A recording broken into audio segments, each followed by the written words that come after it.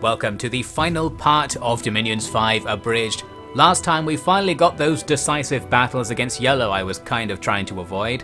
They actually didn't go very well and we took enormous losses with bad trades, but we defeated them anyway just because we outspammed them. We have more stuff and we've almost got them defeated. Here I am, currently trying to get some more cash because I realised we can just fill Yellow's territory with temples if I have enough money to do so. And then, well, we won't have to worry too much about fighting our new war against Purple because they're nearly under our dominion already. I thought, well, let's just finish them off. You can see I'm already making moves to counterattack as well because militarily they're quite weak. Turns out though, things went better than expected. The very next turn, we managed to out-dominion them and they get kicked out of the game. So that war did not last very well. And it's a sign of things to come because I began to realise that we actually have tons of dominion. You can see it's spreading onto the land quite thoroughly. And the way I think this works and why we're able to do this is that dominion has unlimited range. So like your temples out in the middle of the sea can convert places in the middle of the land. So it's not just converting places next to them, which is what I originally thought it did. So this essentially means there's a sense of inevitability as the game goes on. If any one player just builds more temples than anyone else, they will eventually win. I think that's how it works, as long as they hold out long enough and maintain those temples.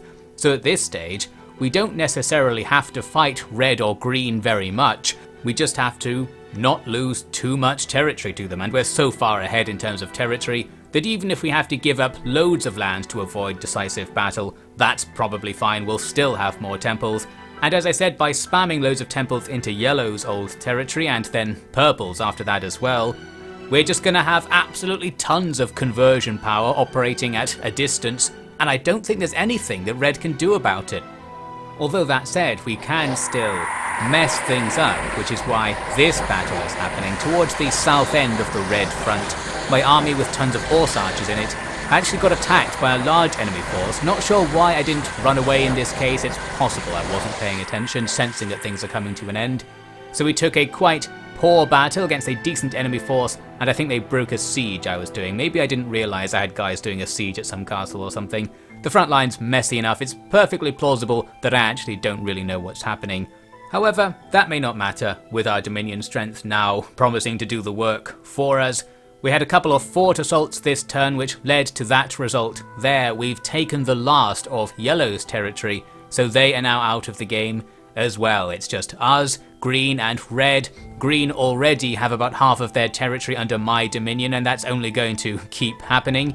And Red, well, they have much stronger dominion, but again, the more temples we have, the less that matters.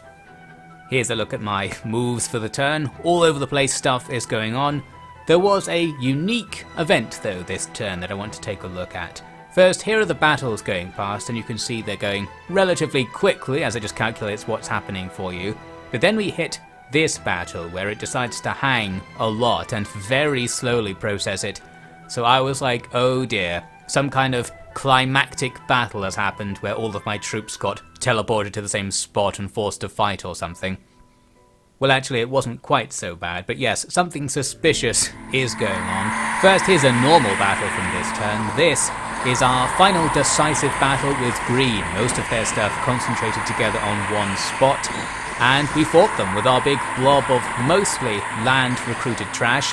It did the job, we have the numbers. Green are now basically out of the game militarily, and their dominion isn't looking too hot either. Here's the battle that caused the CPU to get angry. We're attacking the castle just south of the enemy's capital, and it's absolutely packed with mages and priests, and they're just all doing magic all at the same time, so that's why this battle is so difficult for the game to process. Look at that thing at the top left, there go the spells shooting past. So lots of stuff is happening to us. It doesn't look so bad, and I thought, well, if it's just mages we can charge on in and get them into melee, right? Well no, not really. For two reasons. They have some spells that appear to cause you to get stuck, like on spiderwebs maybe they're supposed to be, and that stops us mostly from going into the castle at all. They're also summoning a few ghost troops which then go and stand in the breach and fight us for a while. And that's pretty much that for this battle. we just couldn't get past the ghost enemies. Everybody's being webbed into place, and we're being shot by projectiles, which, as we've seen before, can go through walls on siege maps. So us being behind them is no defense. We're going to skip the actual fight because it must have lasted forever. There's the result. We lost half of our massive northern army that I spent so long making. The enemy's losses relatively minor, and we can see that indeed they have tons of different kinds of mages and priests there. I suspect we could come up with some sort of anti-magic stack where we're dispelling their magic or stopping the enemy from being able to cast magic on us, and then we rush into the castle and kill them. Then again, we don't really need to take that castle. That was just an unexpected random event that's going to stymie our momentum in the north. Well, too bad. We've still got more stuff we can throw into the mix. I think what I ended up doing is just leaving them under siege and not attacking, just to continue our northern distraction. All of those mages are probably why Red has researched everything by the looks of the scores. They have all magics available. But I actually came into the scores to check this out. Look at that Dominion chart. We are just shooting up and up. Red is going down. I think it might be the case that we won this thing a while ago. All we're doing now by continuing to advance is accelerating the progress of our Dominion. If that line keeps going up, we'll just win by default. By the end of the next turn, I've made another discovery. By the looks of things, I've worked out how to make the province names appear on the map. I think I was just mashing the keys and it appeared after hitting some hotkey, I suppose. And that's pretty good because the game does kind of presume you know the names of relevant places, since it just refers to them in the messages without pointing out where they are. So that's a development. Now moving on to the next turn, we're doing pretty well against Red, simply because they're not here anymore. So we're just taking their castles near their core region. They've got most of their stuff down here, where it's not going to achieve that much. At this stage, they actually need to spread their force out and defend every front. And because we have them on all sides now, the advantage is finally ours distinctively. Here's a battle taking advantage of my game-long discovery that Ice Drakes are the best unit. We've finally got a load of Ice Drakes in this army. I'm pretty sure they do friendly fire damage with their area of effect attacks, but it wasn't enough to do too much to us, I suppose. There's the result, the Ice Drakes grabbing 41 kills between the 6 of them. That's pretty good. Spamming only Ice Drakes might not be such a bad idea. Going to skip ahead to the next turn now, where this happens. Green are out of the game. So yes, our Dominion has just spread over Green's territory. They didn't even have a temple in all of their territory, so they were asking for trouble, and now they've got it. More and more of the world is enclosed by our yellow aura. And there's a nice Throne of Ascension up for grabs back there, just independently controlled. We don't necessarily need that right now. Here though was my discovery that we can make a profit at last. I'm skipping through the footage so heavily that I missed it, but somewhere in the last few hours of gameplay, I killed the slug. I ordered the slug to teleport into enemy ranks and they just died. So that allowed me to eventually make a new profit. You have to wait some certain amount of time before it lets you make another profit after one dies. And I had an idea for who it was going to be. It's this wind mage I somehow have, who has a spell that allows them to fly around on clouds. And I thought I'll use that to jump between the various thrones. Now I want to mention the reason I have a wind mage now is an extremely late game discovery that if you try to recruit something you don't have enough commander points for, the commander points will start pooling up. So essentially for things like that wind mage, I've been trying to recruit them at various points throughout the game, but I always have say 2 commander points in a province and one of these special mages costs 4. So I just didn't try to buy them. But if you just put them in the queue, they'll sit there and the commander points will start accumulating until you have 4, so it will take 2 turns for example. And I learned this right at the very end. We could have had all kinds of mages throughout the entire campaign. I think our throne that we have in the top right gives us the ability to recruit unique mages, and we have various special locations that have mages of all the different other disciplines, meaning all of the gems that I haven't been using could have been in use the entire time. There's also a unique commander we can recruit at our capital, the Starspawn, who requires 4 commander points and thus was never recruited. We could have made that guy as well. There's probably some kind of UI overhaul that could be done to indicate that your recruitment points accumulate over time, or that you can recruit things just over 2 turns if you don't have the points now. Well, anyway, it's too late for any such rants. This game is pretty much over. Here's the Dominion situation. 1 turn later, Red territory is now starting to get spread over quite heavily. We have their capital as well, in fact. I'm also trying to take that independent territory up there, but we don't really need to be doing that. Let's skip forward another turn to here, when there's just this tiny pocket of people out there who don't believe in the Jellyfish left over. The entire map is a mess of stuff going on. We just don't really need to worry about that anymore. There's me making a claim to a throne far too late.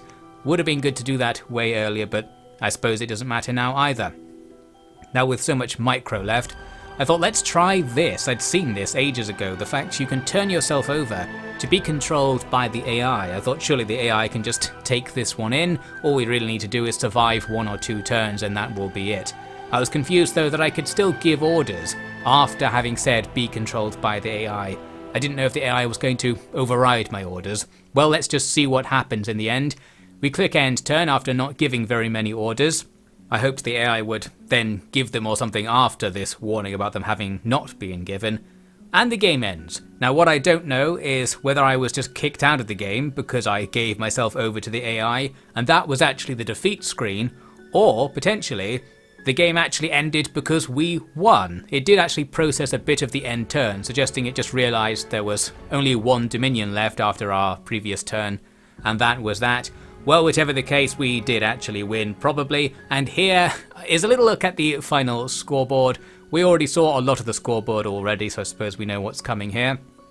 It got to a point when we just started winning. Red was doing really well most of the time. Then there was a point about 2/3 of the way along the timeline, or 3/4 of the way really, when I worked out what I was doing, and then the line started changing direction and Red was gradually cut down by its inability to engage us, and we defeated everybody else in one way or another, and all of the lines went in the right direction.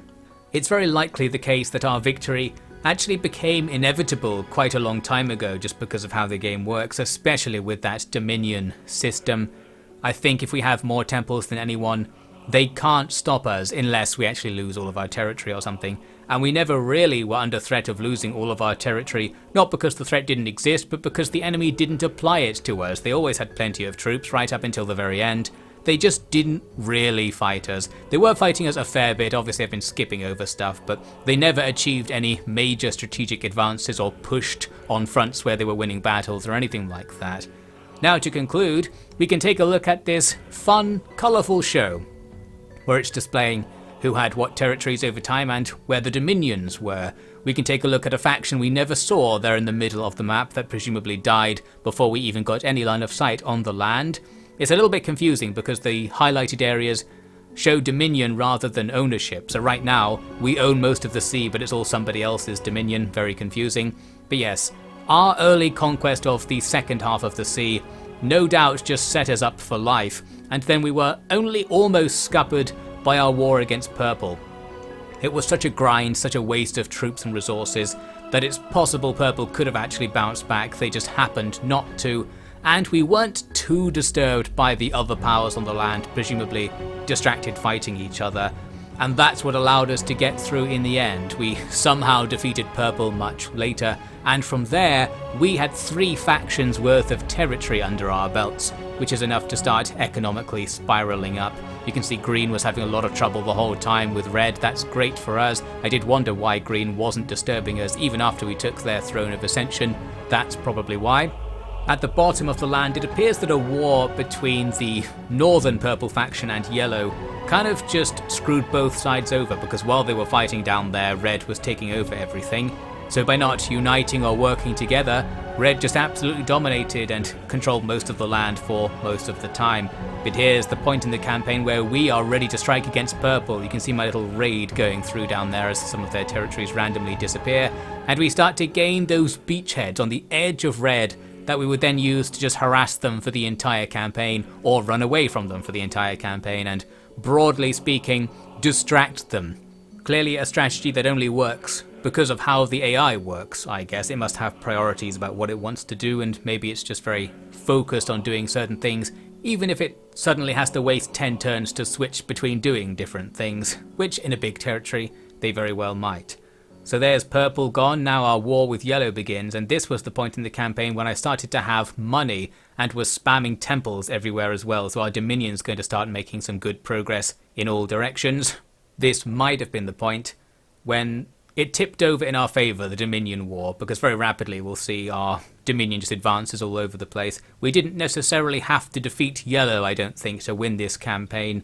We probably needed to defeat them to get enough thrones. I think we did have enough thrones well before the end, or at least we were on the verge of having it the whole time, and if I was claiming them I could have just pushed somewhere and taken that throne right at the very top or something, to end the campaign without any decisive strike against Red. Well, the campaign apparently ends here. I don't know if we actually avoided technically winning by giving myself over to the AI. We were one turn away from winning. Maybe this is the victory screen. I guess I was underwhelmed by the fact it didn't say like, you win, but maybe this is just what happens when you end the game. So, that's the end of this series. Thank you for the heroic effort it must have taken to get this far, especially for people who know how to play the game and had to deal with me not knowing. About 7 parts ago, I thought I would quite like to stop and just start again and use the knowledge I'd gained so far to essentially just play as this same faction again on a different map and see what happened. But now that we've eventually won somehow, I do feel less inclined to play it again because I guess I've seen a game to an end and I know that nothing happens, I guess. But I'd like to play this game again sometime at some point. Maybe as the same faction to use what I know specifically and see what we can do with that, or maybe as another one, because there are all kinds of different factions with funky units to look at. Well, I'll probably come back to it at some point because I did enjoy playing it, even though it was extremely frustrating the entire time and stressful too. In retrospect, it seems like I had a good time, I just can't prove it. One of those weird situations. Well, thanks for watching regardless. I will see you in something another time.